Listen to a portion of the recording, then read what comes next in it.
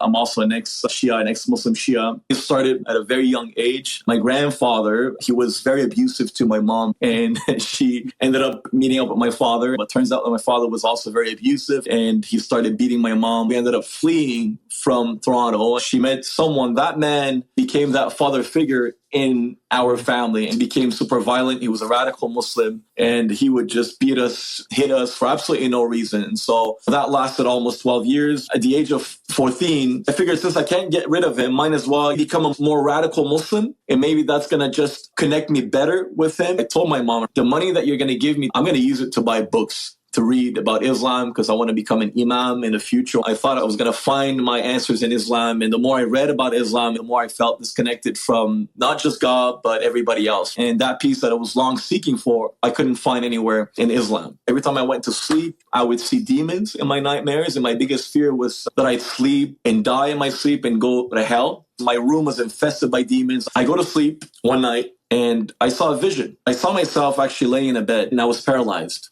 Suddenly, I hear a voice go, the Messiah is coming. Al-Mahdi is coming. The closer that person got, the more love I felt and the more peace I felt come upon me, peace that I can't even describe to you. That person was radiant, and he had a light to himself, which was the most beautiful light ever. And it was just so strong that I had to cover my eyes with my hands. I remember he said verbatim, uncover yourself and look at me. And when I looked at him, I felt a tremendous amount of love outside of this world, something that I can't even explain to you. And I knew that I was in the presence of a divine person, a divine being. He laid his hands on my knees because my legs were paralyzed. He said, son, stand up and walk. And he told, son, you've been looking for peace. If you want peace, search for me and you will find me. So I meet up a girl at the age of 26. She comes up to me one night and she tells me that she has a friend that gave their life to Jesus. She goes, I'm about to get baptized. I really want you here. As I was driving on the highway, there's a love that takes over, like a fatherly love.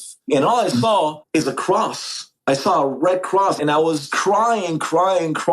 She calls me. There's a youth session tonight at church. The pastor started preaching and his preaching was modeled for me. It was targeting me. And he said things like, there's someone right here that needs deliverance, someone that has been broken for years, someone that was lost their father, someone that is so hurt, so angry at life. He made an altar call and I got on my knees and then I started shouting, Jesus, Jesus, I need you, crying all my tears as if nobody else existed. It was just me and God. And that night I was completely set free. I was delivered from all my past pains, sufferings. From that point on, everything else became history.